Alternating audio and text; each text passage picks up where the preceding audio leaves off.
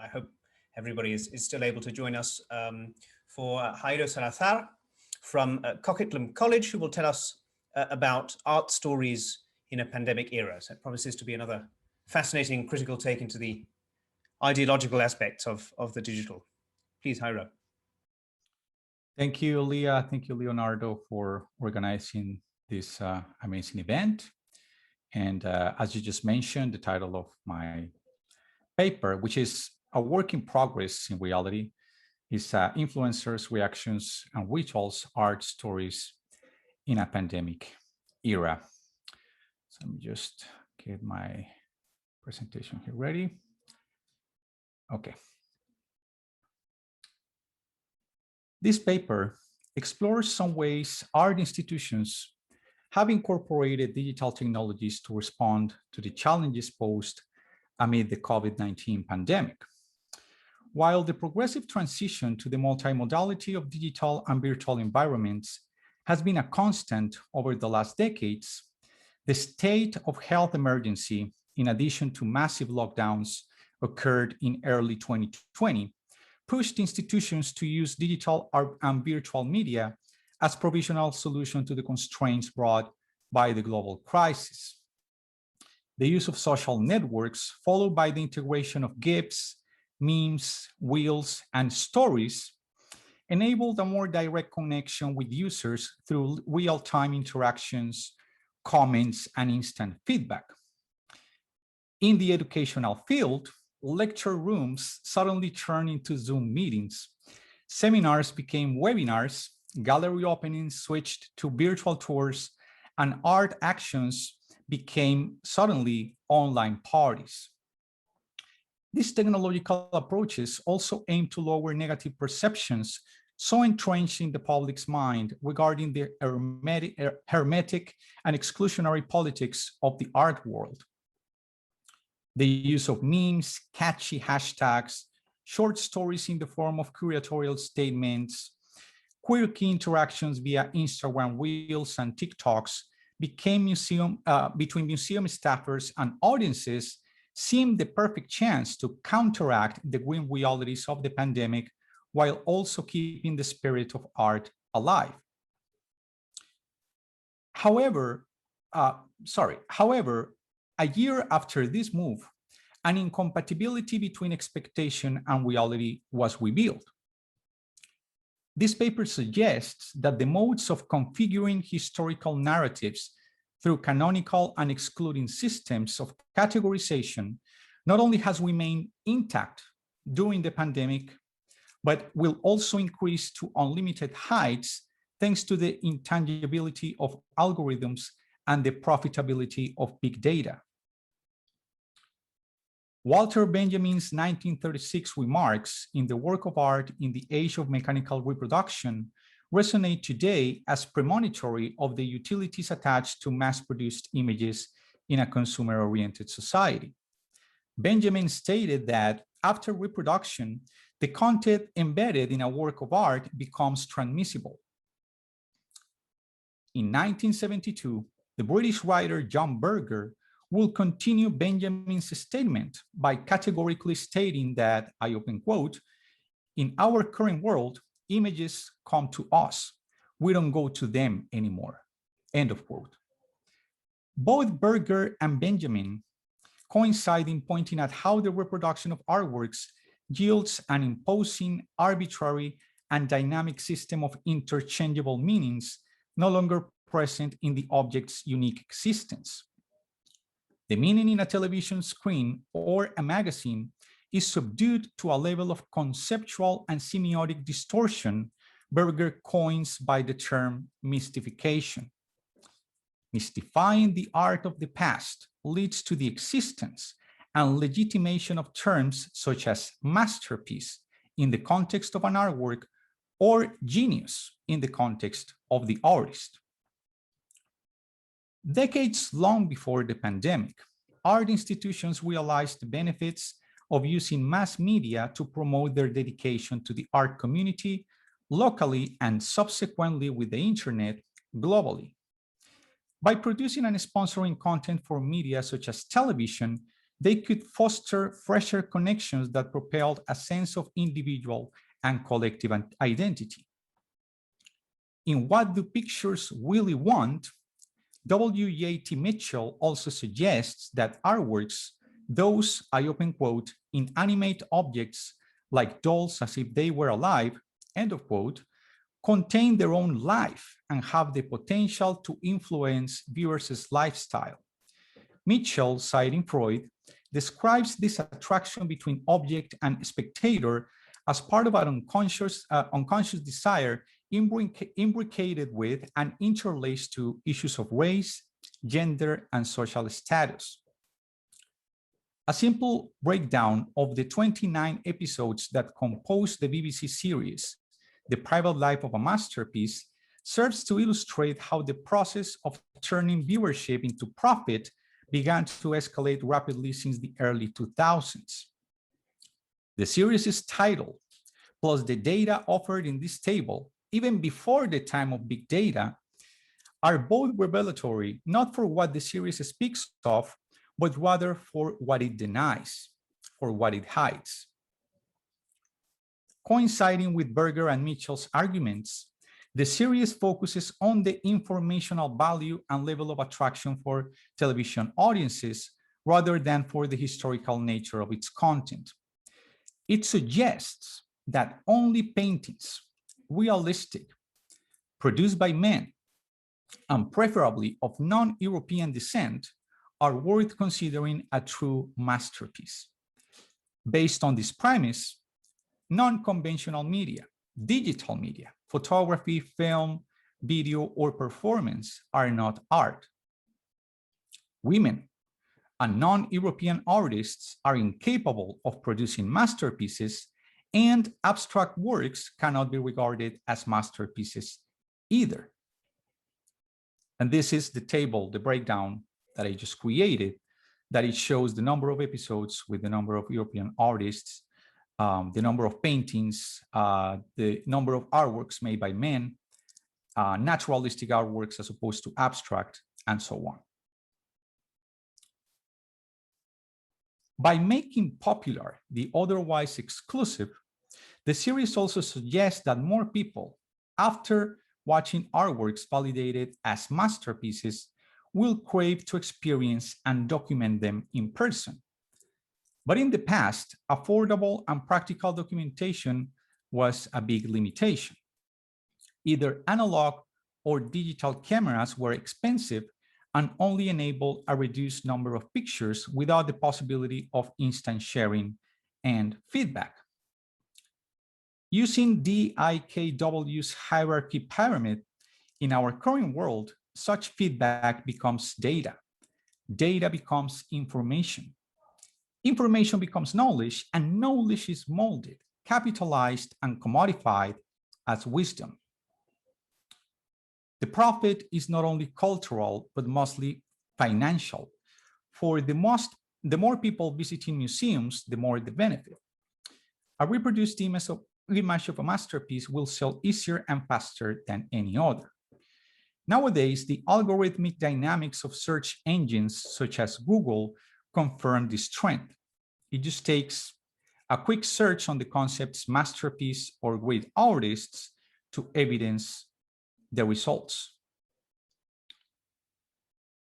Despite the relevance of Benjamin, Berger, and Mitchell's statements, none of them could have foreseen the immense possibilities offered by these new technologies.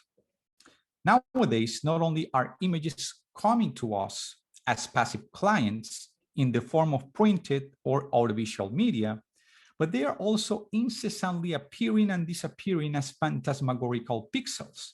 They are renewed in a matter of seconds through imposing and saturating news feeds, enabling real-time interactions from a user, a spectator, no longer immobile. Users can now express through pre-configured reactions that universalize human emotion and disengage independent thought. The reactive power of emojis like, love, laughter, hate, crying, sadness saves users the time and effort needed to engage critically with what they see. the evanescent nature of current technologies subtly suggests that anything published in the digital ether should not leave trace.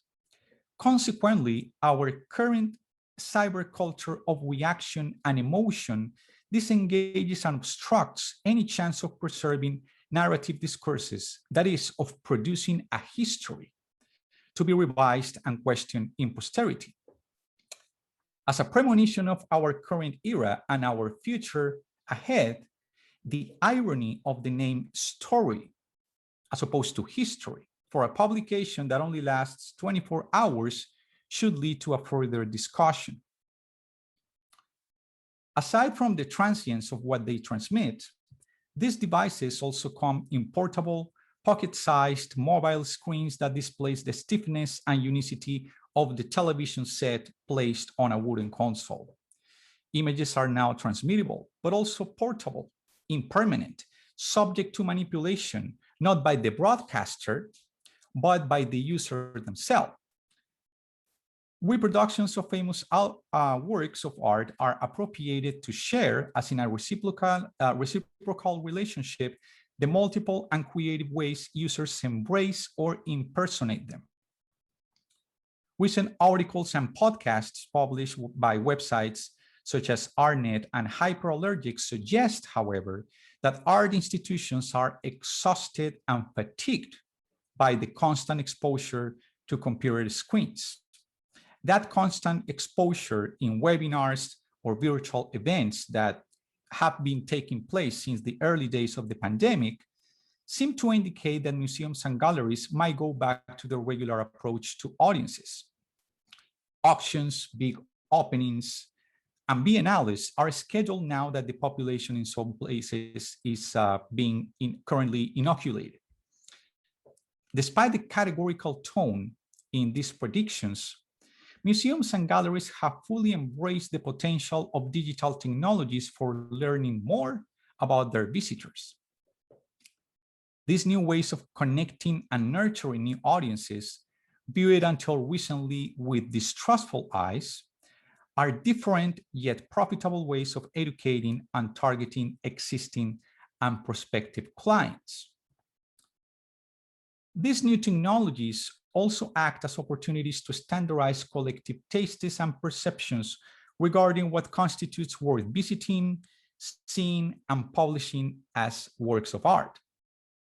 Users automatically engage with the prompt immediatism that homogenizes the infinite possibility of a public debate, now limited to basic, mainly 4 reactions: approval, indignation, love, laughter, sadness, or hate. Due to the ease and flattened level of expression offered by these features, a distinction between what is thought and what is written is almost imperceptible.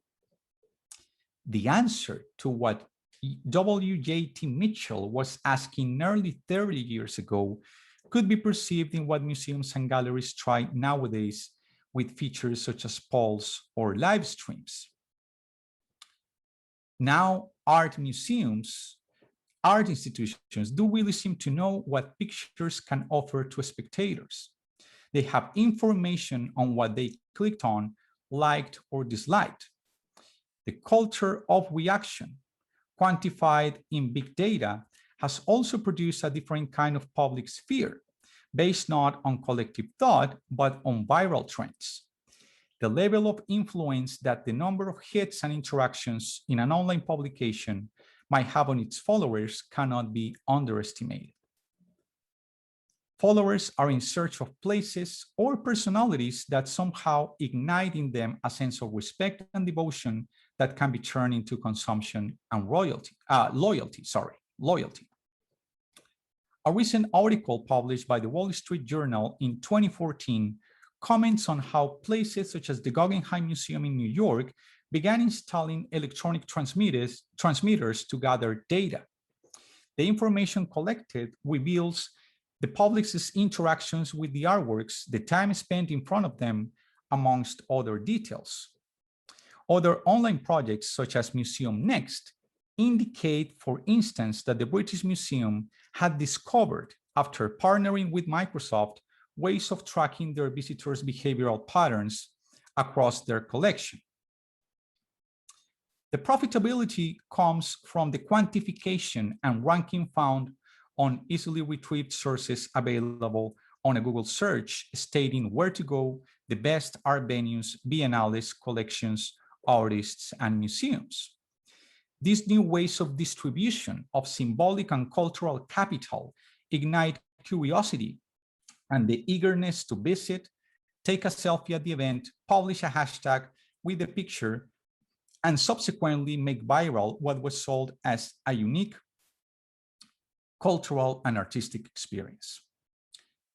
Art fairs and biennales will soon be mediated not by what the conventional curatorial and educational departments propose as subjects of interest to the public, but by what was a trending topic, or even worse, a controversial subject that stirs public attention.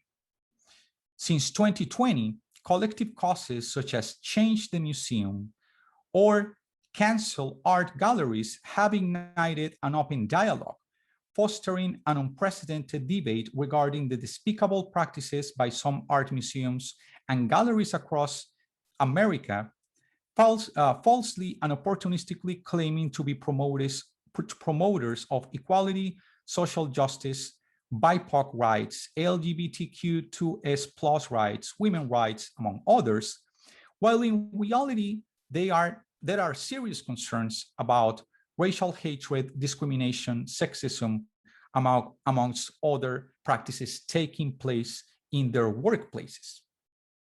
It seems from what the stories and posts shared in social media by these sites suggest that institutions adhering to activist and social causes do so not because of conviction, but because of a sort of tokenization. By tokenization, I mean the act of claiming to be supportive, but in reality, this act of claiming to be supportive responds to a need to meet a quota and follow a current trend.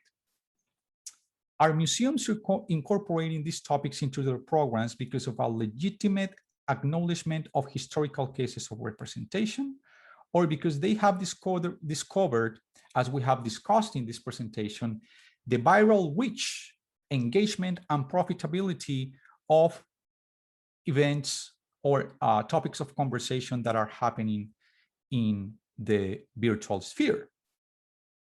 Do they find these topics profitable for their economic and funding interests? This leads to conclude that we are in front not of an art market as a canon, but of a cyber canon, a type of future canon based on popularity, quantification, and reaction, enabling museums to enforce contemporary ways for imposing behaviors and tastes, leading to a perpetuation of practices believed to be far gone in the past. Thank you.